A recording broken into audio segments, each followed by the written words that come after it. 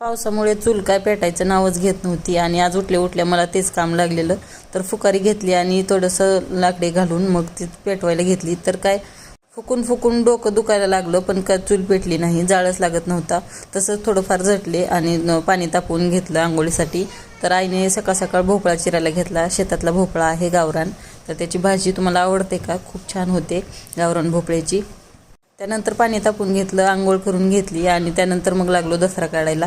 तर दसरा आमच्या इकडे तुळजापूर तालुक्यात आमच्या इथे देवी आहे, त्यामुळं दसरा प्रत्येक घरोघरी काढला जातो आणि भांडं आणि कोपरा क्लीन केला जातो. एकदम डीप क्लिनिंग केली जाते.